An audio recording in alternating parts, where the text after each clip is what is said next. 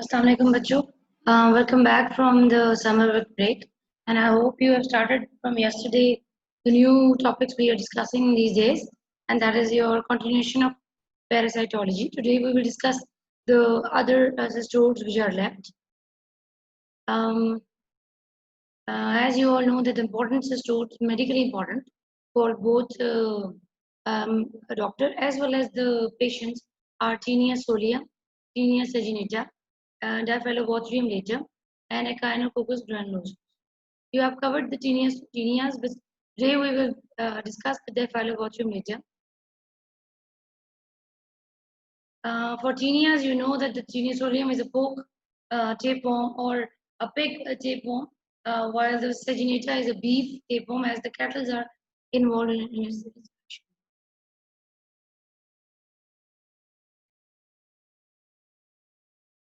This is a Diphyllobothrium picture. Otherwise, if found from the stool, will be like this one, like a tape, a long tape. And it is called as fish tapeworm because it causes diphyllobothriasis. And the fish is the major vector which is involved as a main dependent host for the this worm, other than the human. This is a brief discussion or the comparison for all the four kind of cystodes. That is the Tinea solia, Tinea saginata, Diphyllobothrium, and Echinococcus. If you compare starting mode of transmission, the Tinea solium is transmitted through the undercooked pork and or the ingestion of the eggs by the contaminated water into the direct human from the direct human feces. The Tinea saginata, while is because of eating undercooked beef, that is from cattle, and the Diphyllobothrium is from undercooked fish. So these three are very important. Echinococcus granulosus I'm not discussing because this we will discuss in the next chapter, next lecture.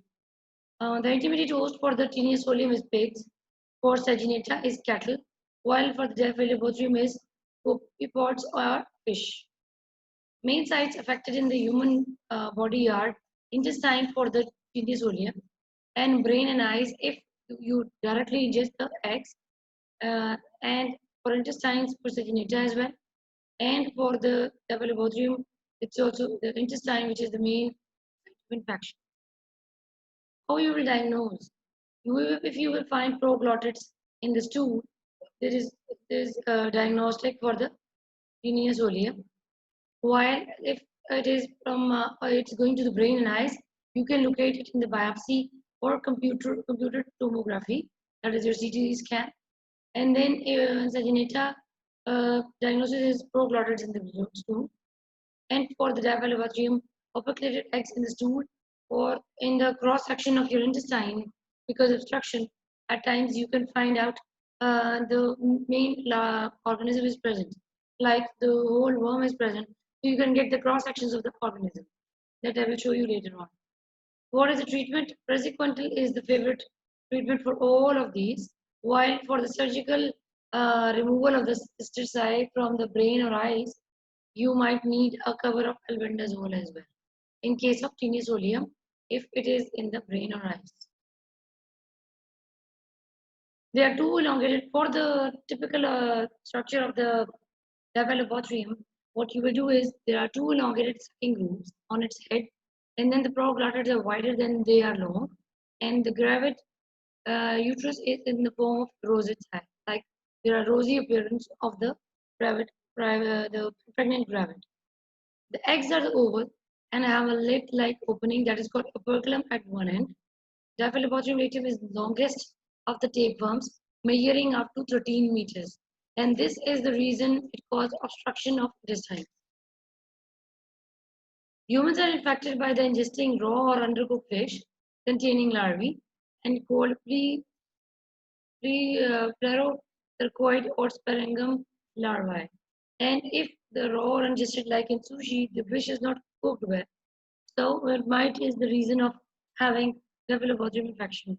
In the small intestine, the larvae attach to the gut wall and within 2 to 4 weeks develop into an adult form that is 10-meter long with the 30,000 to 4,000 segments. In the gravid proglottids, release the fertilized eggs through a genital pore. Eggs are passed into the stools. What you will do is that when you eat uningested or undercooked food, fish, which contains the larvae, that is called plerocercoid, these are get into the intestine and get attached to the intestinal wall and develop into an adult worm. And that will be 10 meters long, and with 3,000 to 4,000 segments. Now these gravitoids release eggs into the pores from the genital pore, and the eggs are passed into the stools that will get into the water and result in the further infection. The immature eggs must be deposited in the fresh water to complete the cycle, because these immature eggs will be eaten by the copepodids, that is the small first intermediate host, but they're very small. These Corcydia differentiate and forms procirculoid larvae, in which the body cavity becomes the larvae becomes differentiated into the body cavity. When the copepoid are eaten by the fresh fish, the larvae differentiate into pleocercoids in the muscle of the fish. Now, this is the second intermediate host, the fish, small freshwater fish. The cycle is completed when this raw or undercooked fish is eaten by the humans.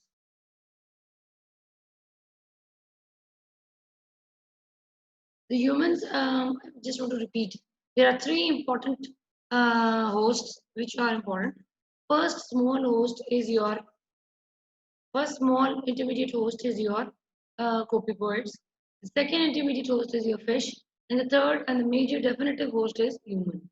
So when these eggs are released into the fresh water by the humans, these are eaten by the tiny copepoids, and then these are differentiated into procircoids larvae in the body cavity of the fish, of the muscle tissue, and these freshwater fishes are the second intermediate host, and the cycle is completed when the raw or undercooked fish is eaten by the human host. Now there is a question for the interclass type, and you have to answer in the chat box which of the following is a fish tapeworm from the below. I will give you 3 minutes for this question. Taenius oleum, Taenius aginata, or Diphyllobothrium later, or the Echinococcus granulosus. It's a very simple question just to mark your intermediate attendance from the whole question. So answer this question into your chat box. Which of the following is a fish worm, tapeworm, from the following options? Taenius oleum, Taenius aginata, Diphyllobothrium later, Echinococcus granulosus.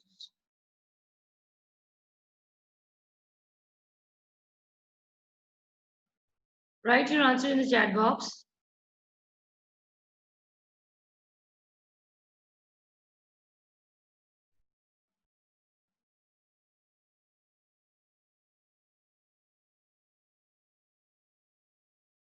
You have 1 more minute for that.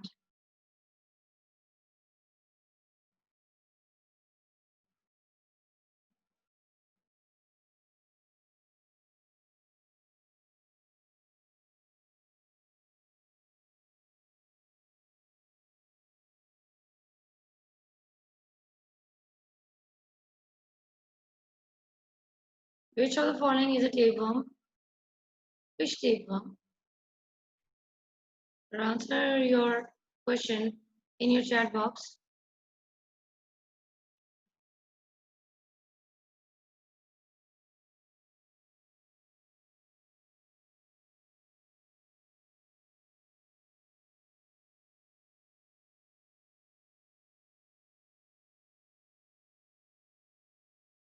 All right, we will continue now.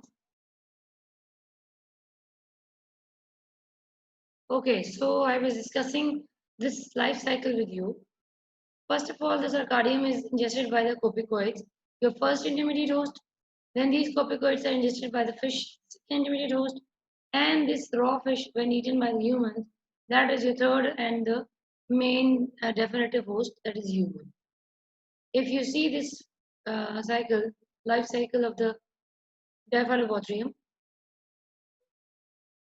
The eggs are released, immature eggs are released into the fresh water where they become embryonated.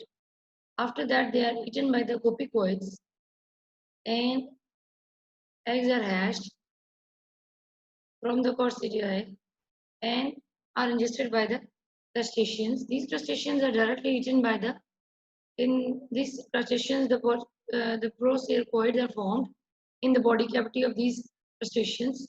Then these are eaten by the freshwater fish, and in which they become placercoid larvae in their muscle tissue, the muscle tissue of the fish. And when this raw fish is eaten by the human, it becomes infected. In humans, when they ingest this undercooked fish, what will happen is it will affect the gut. And in the gut, adults in the small intestines are formed. You can see the scolex with two suction suckers and a long worm with different segments that is maybe 10 to 15 meters long. Then in the feces, they release proglottids with immature eggs. I hope the cycle is clear. You should have this cycle to revise. This is the egg of the Diphalobothrium. What are the characteristics? It's pale yellow or oval-shaped and oval-shaped, measuring 70 to 45 milliliter. Has an operculum. This is an operculated lid, you see. And it contains a mass of granulated yolk that is inside, surrounding by an undeveloped ovum, if you see this border. And the small projection is seen at the non-operculated. Now this is small projection, while this is an operculated. An operculated means a lid, an opening. So when it is there, that means this is the operculated end of the.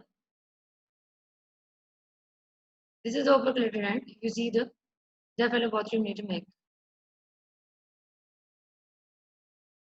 What are the clinical findings? Basically, these worms fall intestinal infestation. So there is megaloblastic anemia.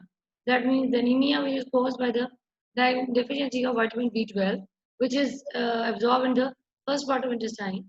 Along with that, it causes fatigue, diarrhea, weakness, weight loss, and obstruction of the bowel. This is the most serious part of it, where there is obstruction of bowel. Intestinal obstruction can lead to rupture of the intestine as well. This is also another diagnostic picture of signs and symptoms of the infection due to raw fish eating, like because of Diphalobothrium. So what you will have is central irritability because of vitamin B12 deficiency.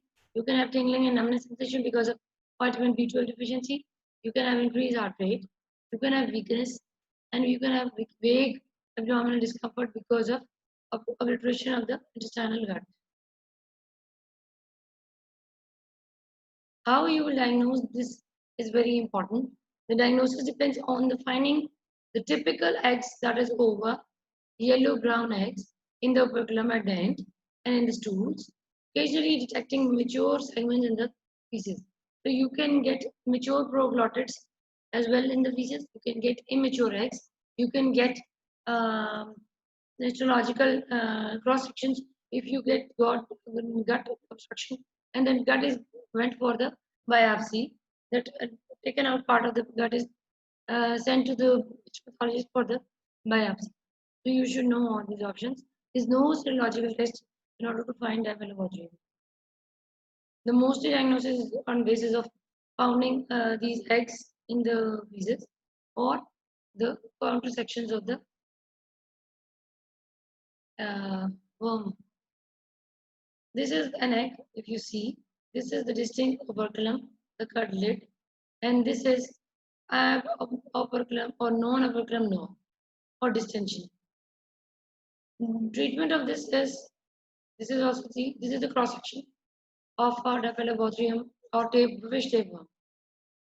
When the gut is obstructed, they send the obstructed, the removed part of the gut to the pathologist, and you will find this finding. The treatment is consequential, as I told you.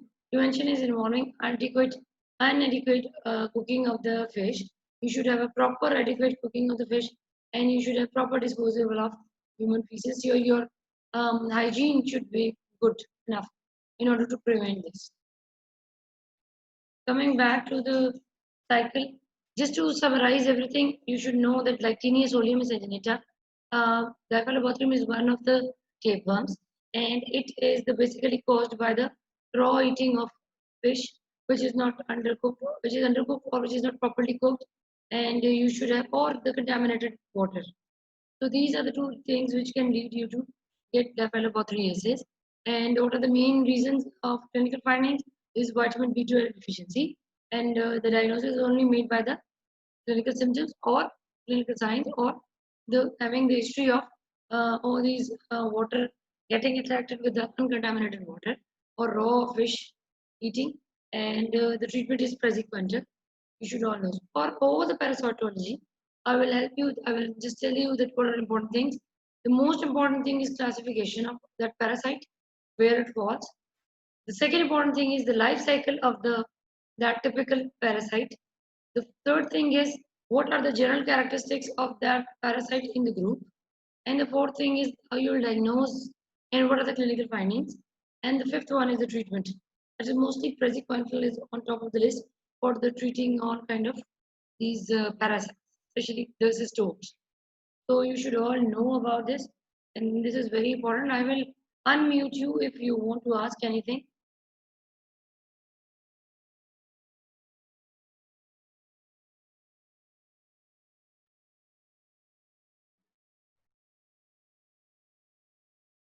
Hello?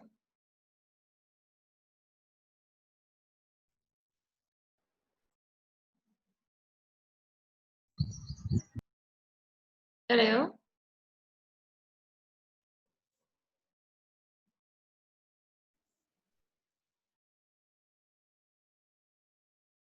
Unmute.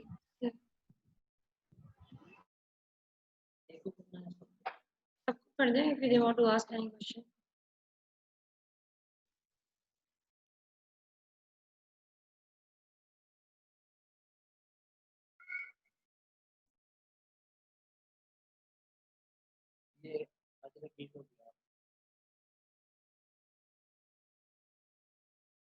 Hello?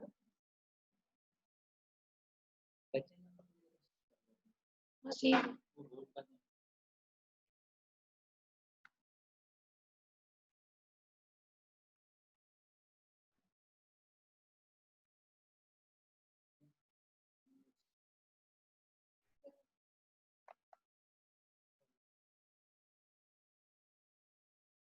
stuck है.